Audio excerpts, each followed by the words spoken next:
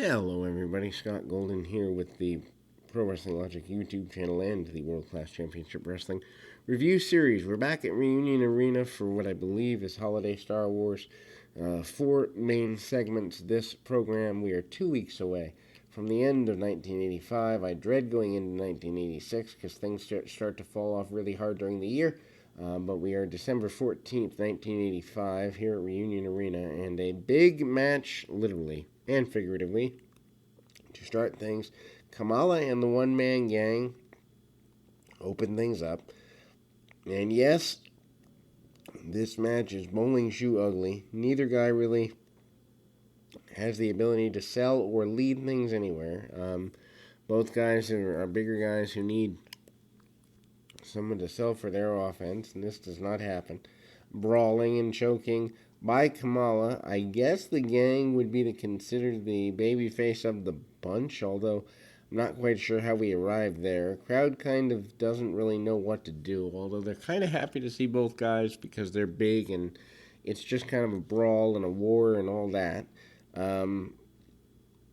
Needless to say, they go to the outside of the ring. They brawl around on the outside of the ring. The gang grabs a chair. The referee eventually stops the action, I do believe, and the referee doesn't know what to do with Kamala and the One Man Gang. The referee does not stop the action, though. Thought he did, but he does not. And I'm literally calling this as though or because I've seen this for the first time, and so in my notes, when it looks like something happens, I acknowledge it as though it does until it proves different. Anyway, the One Man Gang choking out Kamala, striking the official, and finally, at that point, it's considered a double disqualification. They managed to brawl around the arena for quite a few more minutes, kind of back and forth. Then we move on to match number 2, Jack Victory, Brian Adias. Good opportunity for victory here. Adias obviously been around for several years, in and out of world class, going around the world, doing everything he needs to do. Victory still a young kid who can use the experience of being in there with a guy who can help him shine. Wouldn't have said a couple years ago that that's Brian Adias, but here in this climate it certainly is. Also on the program there are 2 cage matches to be of note of, and those are upcoming, so stay tuned for those. Not that you're really going to go anywhere in the middle of a YouTube audio, but anyway, kind of hip tosses and hip locks and the like. We see Adias managed to hit a shoulder tackle pretty hard and come back with a drop kick. Good bump and feed by the younger and less experienced Jack Victory. Victory, a guy who really does seem to want to go at it, and we see a couple of shots drop down and a double head hit for both men, kind of double down, and it's an amazing thing to see when a double down is not part of every match, how they can actually have an effect. Now they're done so often that they have no effect. Victory manages to run shoulder first into the post, which is not good for him. It is also clear that there is a kick to the, I guess you'd say midsection, whatever have you. And then a fire up by Brian Adias. Adias certainly has all that he needs to win the match. Doesn't get it done quite yet. Manages to get a drop kick off. And he goes for that spinning toe hold that he has used a while before. However, Victory makes it to the ropes. The spinning toe hold only works when you do not have your opponent tied up in the ropes, and Victory manages to hit a body slam. Wish he was not able to do so quite as easily after that spinning toe hold. I think it's disrespectful to the hold, but that's just me. Victory comes up off his feet, and we do see a rather large power slam maneuver by Adias. Adias heads to the top turnbuckle, manages to fly off with a crossbody from the top and get a 3 count. Then we move to one half of the double main event, the cage main event. Scott Casey and Hollywood John Tatum in a cage. This is because of the involvement of the ladies previously.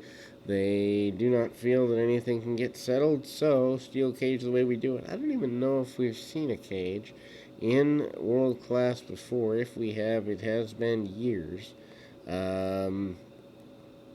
I think, no, wait, we have, I think the last cage might have been sometime in 83. Obviously, the cage door with the Von Erichs and the Freebirds is a big thing, but I mean, cages are rare here. That's why it took me a moment to think about it, to think that there would be years between a cage match or cage matches. I think Casey was in another one, but anyway, the point, they're not every week. They're not every 3 months. They're saved for blow-offs, as they should well be, as all gimmick matches should well be. Anyway, Casey and Tatum about to lock up. Missy and Sunshine on the outside, cheering on their respective charges. Maybe not in the most productive or constructive of ways, but doing so nonetheless. Obviously, the battle between the two of them really enhanced by the women here. We eventually do see, and I don't know exactly where, but we eventually do see Missy and Sunshine get at it, I believe, in a mixed tag, probably by spring or summer of 86. But, it's interesting. Missy Hyatt, obviously, for a whole bunch of years, one of the hottest women in the area, one of the hottest women in wrestling. But it all kind of starts here a little bit. The kickoff by Tatum. Tatum tries to make his way out of the cage, but gets pulled back in. Obviously, this is elimination style or exit the cage style, which is different, as the NWA doesn't tend to do that. World Class does here. Casey uses the cage and then a pile driver. Pile driver to me should be the end of the match. Maybe I've been watching too much Memphis, but when I see a pile driver, I see an end. Anyway, both ladies up on the ringside apron. Scott Casey goes back to work. Does not want to end the match there. Basically, we see Tatum managing, or trying to manage, to make his way out of the ring. Out of the cage, shoulder breaker by Scott Casey. Tatum, not happy with being in there, and you can easily see the damage being done. Tatum goes shoulder first into the buckle, which is not his first foray into injury, but Tatum also breaks things down with reverse chin locks and the like. And Casey tries to make his way out the door, itching and pulling and scratching to get out the door. Casey does not get it done. Actually, almost do the old spot of closing Casey in the door. Casey manages to push back and goes right back after Tatum. Chooses, even with the door still open, to continue the fight. They close the door off again, and this time Tatum uses the cage as an offensive weapon. Obviously can't be in a cage match without both guys using it as a weapon at some point. Anyway, another pile driver attempted and not able to be executed by a very tired Casey. Not at first anyway. Backdrop by Tatum. Tatum manages to trying to climb out of the cage at a point. This is not successful, and Casey brings him back in a bit of the hard way, and this is not what Tatum has in mind. The ladies do become involved. Tatum does manage to sneak out the cage door, and the ladies become involved, and needless to say, nothing settled really between the ladies, at least. Kabuki comes in, manages to go after Sunshine. The continuation of the battle between Kabuki and Scott Casey is here, and they square off a bit. I think there is a agreement that they will have done battle. Kabuki and Casey, there is the betrayal from some months ago. Referee takes a shot, and Kabuki doesn't care. Kabuki going right at the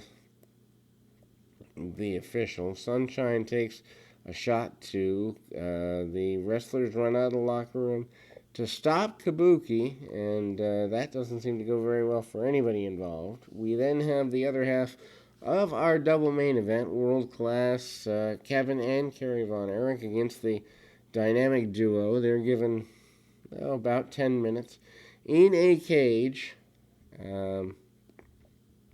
Hernandez and Adams still wearing masks, and they get bounced around the cage as one would expect.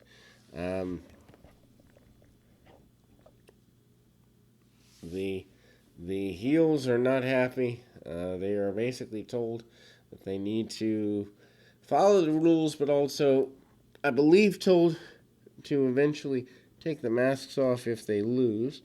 And because they do return without the mask a couple of weeks later. Ryan Diaz is out there as a special guest referee, I do believe, and that is there. The Von Erichs send both guys into the cage. This match is, I would say, hard to call because there's so much action. Kerry manages to come back and hit a clothesline on what I believe is Chris Adams. Kevin continues to send both guys into the cage. The story of the match really is heels go into the cage a bunch, Iron Claw wherever possible, and Snapmare over. Obviously, the idea too is to get the masks off of the balded dynamic duo because of wanting them to have to reveal their balded heads. Both guys both Von Erichs sending the heels into the cage several times. I've never liked the send the guys into the cage and they don't come up bleeding. I mean, if you hit a piece of steel, you're going to bleed, and it doesn't make sense. Heels do eventually take over with cheating. However, Kerry Von Erich comes back with the Iron Claw. Kevin attempts the claw a little bit too. Both guys go after the claw. Both guys going after the mask. Two referees in the fray, one of which is Brian Diaz, and one, I believe, Chris Adams, about to pass out from the claw of Kerry Von Erich. With a couple of minutes left, the Von Erichs kind of take over and do manage to get the mask of one of the guys eventually here, or it looks like. But while that is the case, the super kick from an unmasked Chris Adams and the loaded mask of Gino Hernandez causes issues. An unmasked Chris Adams is unhappy. The loaded mask of Hernandez leads to a headbutt by Hernandez on Kerry and a pinfall in the middle by the dynamic duo, right in the middle of the ring with the cage being involved and all of it. Still, the dynamic dudes, or the dynamic duo, not the dynamic dudes, no Johnny Ace and Shane Douglas here, do in fact manage to gain a victory, but the masks are off both Hernandez and Adams as we close the show here on the 14th of December. Hopefully you stay with us as we go forward, but until next time, keep your feet on the ground, your mind in the moment.